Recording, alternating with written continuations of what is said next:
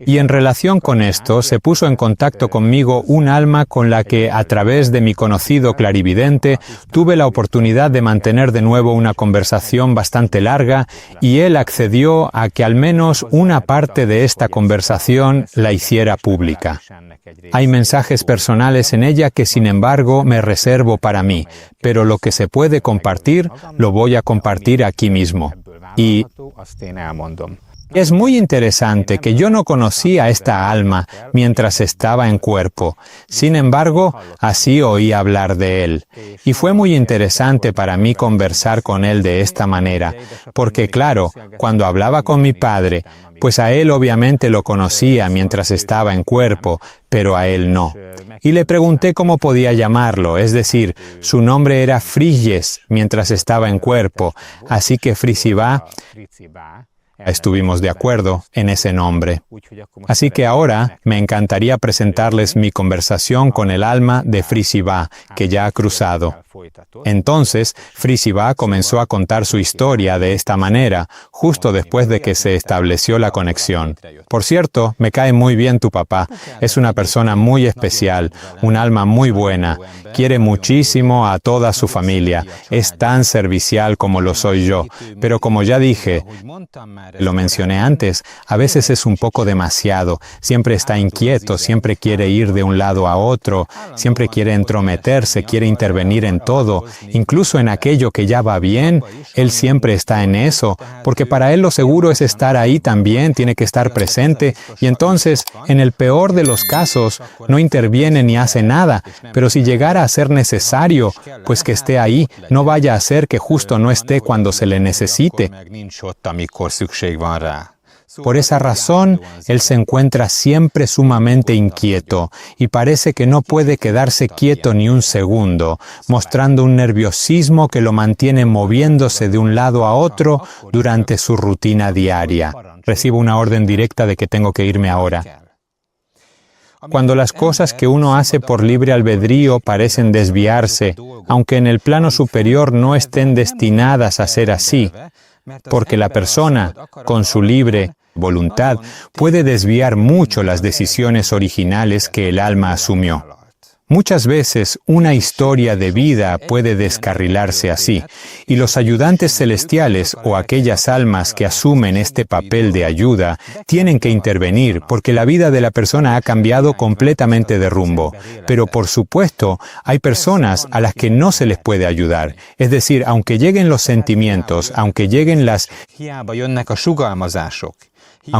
casos concretos, hechos que llaman la atención y hacen sonar la campana en el oído de la persona para advertirle que no es el camino correcto, que no haga eso, que no tome esa decisión, aún así lo hace, porque está convencido de que eso es lo correcto y eso es lo que necesita.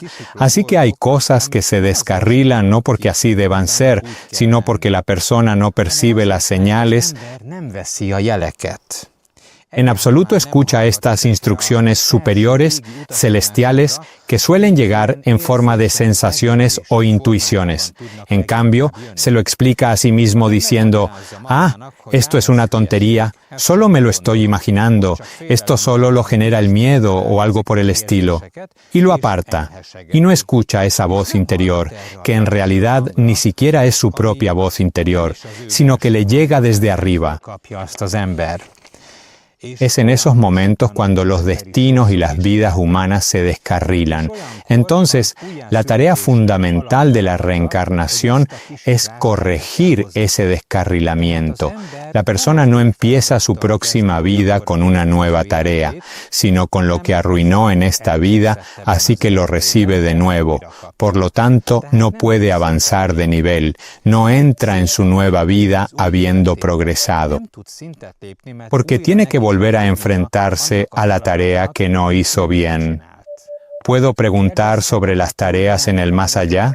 Pregunta con confianza. Entonces, me he dado cuenta de que las almas allí reciben tareas.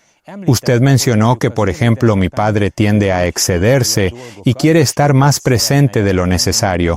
Pero en su caso, ¿cómo sucede esto? ¿De quién recibe usted las tareas que entonces tiene que venir? ¿Y cómo sabe a quién debe acudir y qué debe hacer? Pues a esta pregunta, el tío Fritzi respondió así. Bueno, cuando se asigna la tarea, siempre funciona de tal manera que el Creador envía ángeles hacia nosotros, y estos ángeles nos transmiten sus instrucciones, sus consejos, para que cuando bajemos sepamos qué debemos hacer.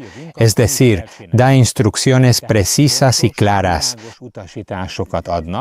sobre con quién debemos hablar, qué debemos hacer, si debemos aparecer en forma de sueño. Y muchas veces esto funciona de tal manera que estamos allí, estamos junto a la persona amada, detrás de ellos, y creamos pensamientos en la mente de la persona. Por ejemplo, yo suelo hacer esto muy a menudo, crear sentimientos, pensamientos, aunque el sentimiento ya proviene del pensamiento. Así que nosotros creamos pensamientos. Entonces recibo del ángel la instrucción de que debo bajar y, como ejemplo, ponerme al lado de mi esposa para decirle, termina esto, no hagas esto, haz aquello. Así le transmito estas sugerencias. Veo que ahora las cosas toman buen rumbo, que todo está en su lugar y entonces regreso. ¿Es siempre el mismo ángel el que viene a un alma o esto cambia y siempre es diferente, de otro tipo? No, eso varía. Siempre depende de a quién le asigne la tarea el Creador, así que también allí es así. Diferentes ángeles son responsables de diferentes tareas. Es como una gran empresa. Hay que imaginarlo así. Y entonces todo tiene sus responsables. Por ejemplo, si una persona está pensando en cambiar de trabajo, en enviar su currículum aquí o allá, entonces es ese ángel el que viene. O por ejemplo, si quiere enviarlo, pero no le convendría porque la vida de esa persona tomaría un rumbo terriblemente malo, aún así viene el mismo ángel, el que es responsable, digamos, de las cuestiones laborales, y entonces él es quien nos dice qué debemos decir en ese caso. Y antes mencionó la intervención en los sueños. ¿Cómo debemos imaginar esto concretamente? ¿Cómo se puede intervenir en un sueño? Pues aparecemos así. De la misma manera que aparecemos junto a Él, igual puedo aparecer en su sueño. Simplemente me deslizo, resueno en su sueño y ahí estoy. Y esos pensamientos, sentimientos, en ese momento se los comunico así, a la persona a la que debo decírselo. Así que en ese momento mi alma se comunica con el alma de esa persona viva, porque el alma está encerrada en el cuerpo. Y cuando dormimos, hay que imaginarse como si el alma de la persona fuera una especie de bola de algodón de azúcar. Descansa por la noche y entonces de esa bola puede levantarse, puede erguirse y en ese momento las dos almas conversan entre sí, el alma de la persona viva y nosotros. ¿Y cómo logran que al despertar la persona recuerde el sueño? Pues esto también es algo así, que depende de la importancia del mensaje. De hecho, siempre recordamos la comunicación profunda y directa con las almas que han partido porque son mensajes auténticos y significativos, no simples sueños. En esos momentos estamos presentes y es fundamental que se recuerde de manera muy clara. Si no se sueña con seres queridos es que no estamos presentes, pero cuando sí, se sueña y al menos se recuerda esa comunicación espiritual con las almas que han partido, que estuvimos allí. También sucede que, por ejemplo, debemos generar una sensación de tranquilidad en la persona en cuestión, y entonces no necesariamente recibe frases, instrucciones o advertencias, porque no es importante. En esos casos, el mensaje no es lo esencial. No hay mensaje, solo hay tranquilidad. Y es entonces cuando alguien simplemente cuenta que soñó con sus seres queridos, pero no recuerda qué pasó, qué se dijo. Solo era necesaria la presencia. ¿Y en estos casos también ayudan adicionalmente los ángeles o basta con su presencia? Bueno, son los ángeles quienes indican que hay que ir y que ahora hay que aparecer en forma de sueño, así que estas son instrucciones claras. Pero aquí, cuando lo llevan a cabo, ¿solo están ustedes presentes? Sí. Y por ejemplo, ¿qué papel desempeña el ángel guardián desde este punto de vista? Desde este punto de vista, bueno, el ángel guardián siempre está al lado de la persona. Entonces, si entiendo bien, el ángel guardián siempre está ahí, solo que esto no es asunto suyo, porque este es un mensaje que traen ustedes. ¿Así es? ¿Sí? Y estos son ángeles superiores que podrían salir de allí, pero no lo hacen, porque no tiene sentido que vengan. Un ángel puede generar sentimientos. Podrían generar sentimientos más intensos, como nuestros seres queridos nos conocen. Si nos presentamos ante ellos y, por ejemplo, está ese sentimiento de, Dios mío, es una inspiración tan fuerte que casi siento como si mi padre hubiera estado aquí, o como si hubiera estado aquí mi pareja, o mi madre, o quien sea, y entonces esto provoca una sensación familiar y genera confianza. ¿Entiende? Es decir, si un ángel inspira a alguien, esa persona lo cree más, que es su propio pensamiento, y entonces intenta resistirse, pero si lo reciben de nosotros, entonces es como una señal. La gente lo toma más como una señal. Así que esto también me explica por qué se necesitan familiares que ayuden, porque en ellos confían los que están aquí, porque los conocen. Sí, así es, sí. O sea, aunque en cuanto a fuerza, el mensaje transmitido por los ángeles sea más fuerte, el ser humano es una criatura tan terca e incomprensible que incluso queremos racionalizar la presencia angelical. Es decir, la gente cree que un mensaje así es solo su imaginación. Piensan que es una tontería y lo descartan. La gente acepta lo que viene de los suyos. Entonces, si es su propio padre quien viene, ¿le cree más? Sí, así lo sabemos. Puede creerlo.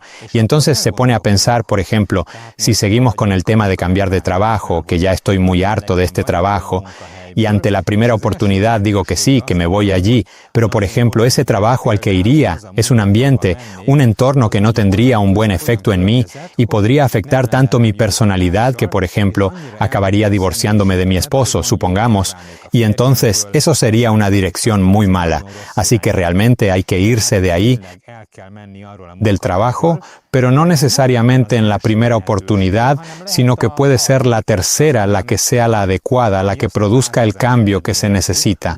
No decimos que hay que quedarse, sino que hay que esperar aquello que influya positivamente en su vida. Y entonces en estos casos puede pasar que, por ejemplo, reciba un sueño de mi padre, porque solemos expresarnos en acertijos que lo que uno quiere, no lo hagas ahora. O por ejemplo, digo algo, y entonces al día siguiente la persona empieza a pensar, vaya, quería ir aquí, a esta reunión, pero soñé con mi padre, me dijo esto y aquello, así que mejor no voy. Y así puede aparecer, por ejemplo, la tercera opción. Pero entonces, ¿significa esto que ustedes, de alguna manera, perciben el futuro también? ¿Que ven posibilidades así, hacia dónde conduce cada cosa y el... ¿Cómo es entonces el tiempo para ustedes? Bueno, en cuanto a la visión del futuro, como también somos seres humanos, es decir, somos almas humanas, solo podemos ver el futuro 1 o 2 pasos adelante. No se nos da el poder ni la posibilidad de ver todo lo que está por venir, sino que recibimos el mensaje, es decir, el mensaje nos llega del Creador, de los ángeles, ellos nos traen esa instrucción, las noticias sobre cuál es nuestra tarea y qué debemos hacer. Y entonces, sin mirar más allá, aceptamos que el Creador dice que hay que intervenir de esta manera, y eso es todo. Esa es la información que recibimos. Lo demás lo creemos. Sabemos que todos actúan según la voluntad del Creador. Siempre es bueno, así que no hay duda de si debemos intervenir si Él así lo ordena. ¿Y qué otras formas hay de establecer contacto además de los sueños? Pues está el hecho de que nos ponemos a su lado. Yo, por ejemplo, muy a menudo me pongo al lado de mi hijo o detrás de él, y entonces, o me coloco detrás de él, muchas veces aparezco en sus pensamientos en forma de sentimientos. Últimamente, que hace estos retiros, también puedo conectarme de vez en cuando. Mi nieta de 4 años sueña conmigo regularmente. Me agacho junto a ella cuando está jugando, le susurro al oído y muchas veces ella sabe que estoy allí, aunque no me ve. Pero toma conciencia de la sensación, siente que el abuelo estuvo allí. Así que de esta manera podemos dar señales.